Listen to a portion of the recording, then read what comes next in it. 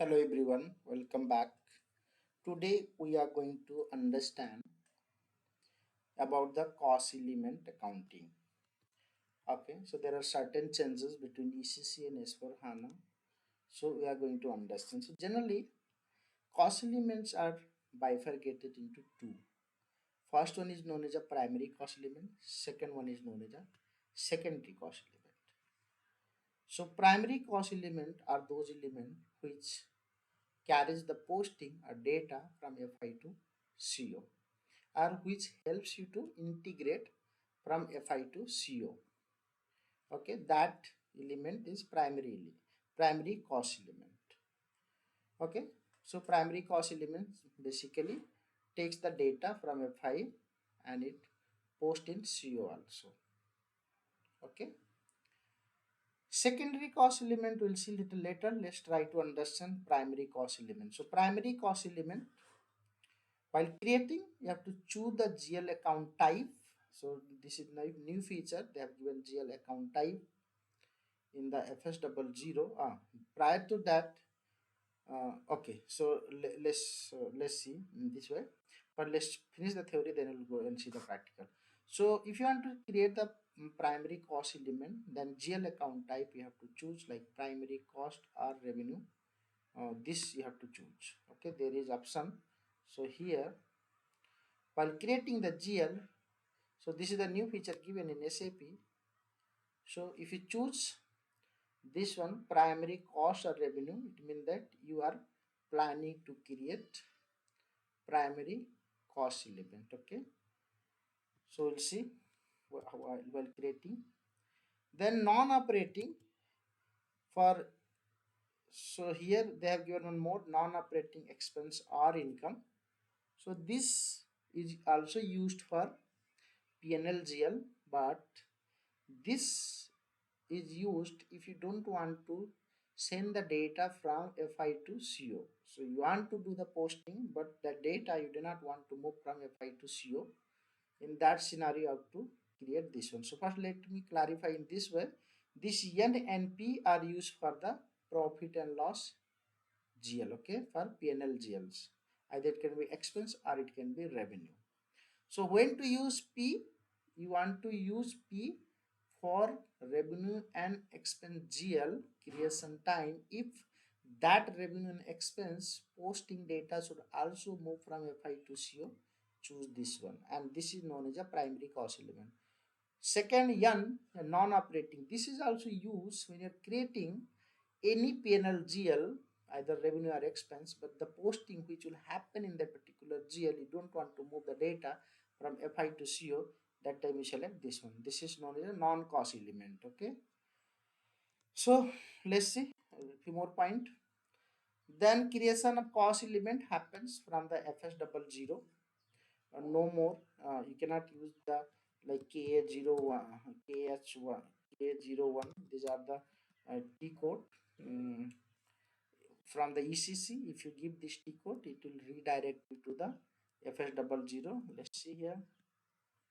So this is one changes you'll find KA01. If you click here, it will take you to the FS00. So the old T codes are now redirecting to FS00. So either primary or secondary, both cost elements can be created from the FS00. And cost elements are still getting saved in the CSKB table. So you may be thinking that since cost elements are also created from FS00, it may be getting saved in SK1 or SKB1 table. No, they are still getting saved in CSKB table. This is the cost element table. So they will get saved here only. This is 16N CSKB. Okay, here only it will get saved. Now need to be cautious for okay. So for example, you are doing the data. You are going to do the mass load of the GL master. So you have to give the table and field name still from CSKB, and these are the field you have to give during the cost element GL creation. Okay, so you know that as a functional consultant you have to prepare the data mapping. So you have to tell to the developer or a developer or whoever is developing that program, maybe LSMW or BTC, whatsoever they're developing, you have to tell them this GL I want to create as a cost element, and these are the field in the cost element should be filled. We'll see practically also. So you need to be very careful. You should not go and search in SK1 or SKB1 table where is the cost element. So it is still getting saved in the CSKB only. Then there is no changes in the cost element category. There is no changes. Cost element category is still 0, 1, 11, 12. So there is still there. Okay. Now let us create one cost element. So let me go to FS double zero, go to 1710. Okay. So let's say, okay, so let's say here daily phone expenses. So 4 lakh one it is created. I'm going to create 4 lakh two. Click here, give GL number 4 lakh two. Select here. You need to be very careful. Either you want to create as a cost element or non-cost. In primary also there are two, N and P. N means it is you are not going to create as a cost element. Okay, this is non-cost element, meaning that whatever posting you will do in this one, it will not move from FI to CO. So if you have that kind of, then select this one. Generally for foreign currency revaluation GL, then any sale on asset, I mean loss on asset sale, profit on asset sale, then any write off kind of thing. So for those kind of GLs, we do not consider as a primary cost element, meaning that we do not want to move those kind of posting from FI to CO. Generally for price differences, price difference anyway you can consider, don't consider, it is up to you, but these are the GL generally we don't use them. So are in very simple language, whichever GL you don't want to use posting from FI to CO, select this one. If you want to use FI to CO, select this one. So as of now I want to make as a primary cost element, so I have to select this one. Now this group, so group just now I pick from general. So this is you have created from OBD4. This is you have created from OBD4. This is given by SAP, and you have to use what is given here. Now let's say I'm giving something less, rent expenses. Okay, rent expenses. Now observe here carefully. So the moment, so this get added cost element category the moment you select this primary P, primary cost or revenue. It means that you want to create this GL as a cost element. So the moment you choose this one, this option gets open. Okay, this option gets open, and this part is getting saved in the CSKB. It will not get saved in the SKB one. So here your cost element category gets opened here. Okay, this is also given in the ECC also, there is no changes. So generally for expense you select this one, and for revenue accordingly you select it here. So if you don't select this one, if you are, for example, you don't want to create as a primary cost element, then select this one. Okay, the moment you choose this one, this will not appear here. See, this is not appearing here. So this is how it is inbuilt. Okay, now I want to create as a primary cost. Create it, give your own other information you give.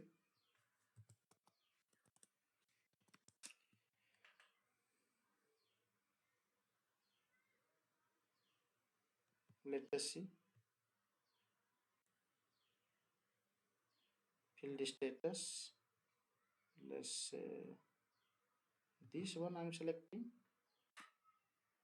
Okay, I hope you are clear. Save it. So this part will get saved in the SK1. All other this thing will saved in the SKB1, but this section will get saved in the CSKB. So this part is related to the cost element. So this will get saved in the CSKB. Save it. Take this one. Go to table. I'm going to show in CSKB only. Other area you already know. give this cost element, run it. You give controlling area, all those things. Oh, there are so many. So controlling area, you can check controlling area also here. Here also you can see here only it is showing controlling area is a triple zero. So you can give here a triple zero, run it. Okay, rent. So this is what you have created. CS. So it comes here. Just now you have created. Okay. Okay. Now once you are understanding this one, now let us go to secondary cost element. So now you know the secondary cost element earlier you are creating in the CO side K06. Now secondary, if you give this K06, it will still bring you to FS00. So secondary cost element are also created in FS00 only. Now what is the use of the secondary cost element? Secondary cost element are primarily used to post the document within the controlling, from the controlling to FI, and for result analysis, RA purposes. So use secondary cost element. If you post, you can post within the controlling only, or if you post anything in the controlling. So let's say if you're posting any cross profit center document from one profit center to another profit center, one company code to another company code, one functional area to another functional area, one business area to another business area, one segment to another segment, if you're posting in cross kind of thing, so what it will do, although you'll be posting in the FI, although you'll be posting the controlling, but you'll also post in the FI. So okay, so secondary cost element can be used to post from CO to FI within the CO and result analysis purpose. That is the use of the secondary cost element. But secondary cost element are also created in FS00. Okay, they are created in FS00. Now, because of since secondary cost element is also part of FS00, you no need to do the COFI reconciliation setting. You know that in the ECC you are doing the COFI reconciliation setting. So why you are doing? Because when you're posting cross profit center, cross business area, cross segment, from the CO to FI posting purpose, you are doing the COFI reconciliation. Now since your secondary cost element is also part of the FS00, if you post in the CO, same cost element, same secondary cost element also get posted in the FI also. Therefore this COFI reconciliation now not required because of this. Okay. Second thing, secondary cost element always will have the zero balance because it will come in debit and credit. Okay. There is no changes in the cost element category. So whatever were there in ECC, same. This is given by SAP. You cannot add and you cannot delete. Now another secondary cost element. This is the purpose. Why do you use the secondary cost element? Okay. So now let us go to FS00. Now secondary cost element, GL grouping you have to do in the OBD4, like how you do expense group, revenue group, asset group, liabilities group. Similarly, you have to group the GL from this range to this range. You have to define in OBD4. Then you can create. So here they have created some secondary. So let me take any GL. So let's say this one. Taking this GL and I'm going to create secondary cost element. Give here 2. Already somebody has created.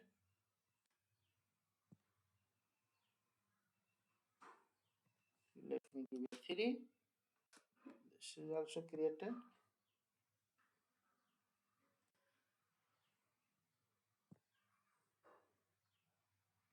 Let me select this GL 1. Okay.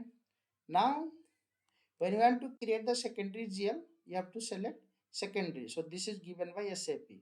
So any GL, if you want to create it as a secondary cost element, you have to select this secondary cost.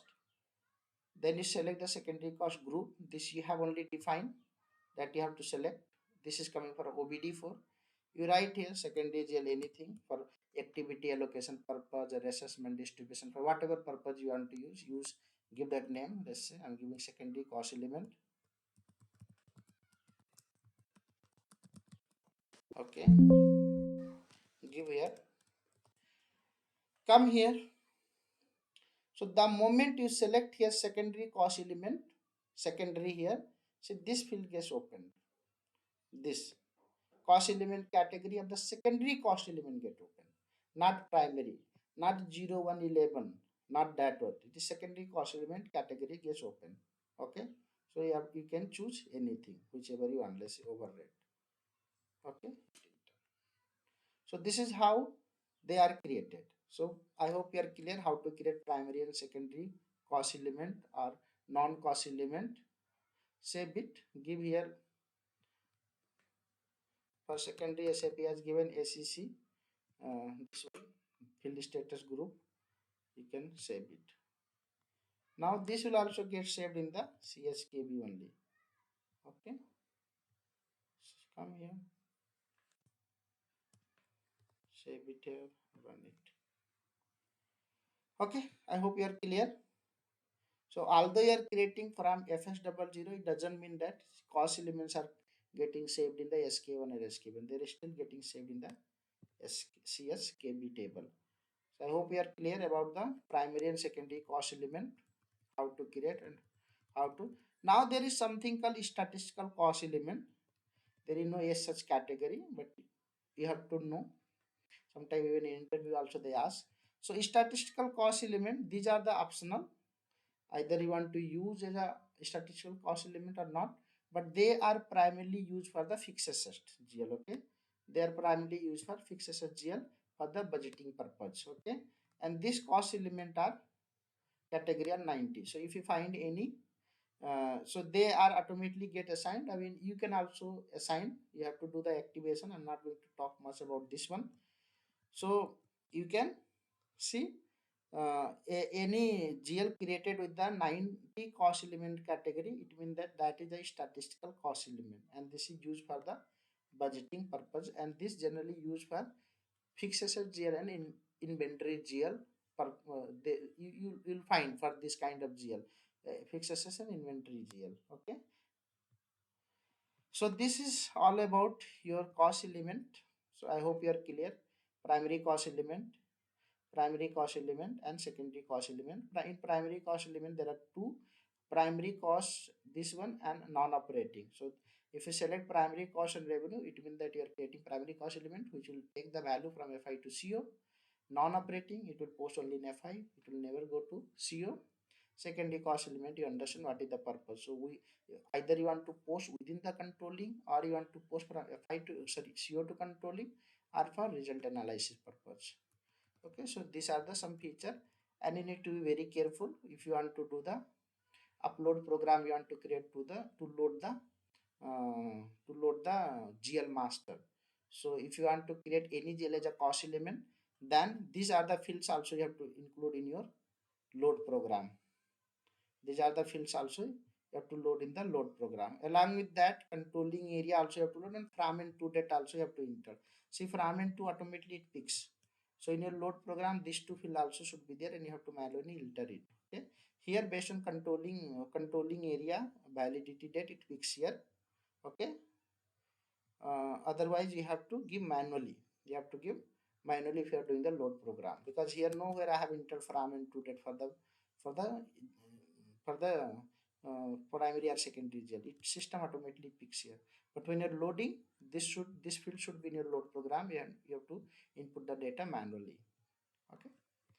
Thank you so much for watching the video. If you have any doubt, please comment, share the channel, subscribe the channel, and if you are looking for real-time training, you can contact me. And I'll be giving my Telegram channel. You can join the Telegram channel, and you can ask any questions there. You can even comment in the channel also. Thank you so much.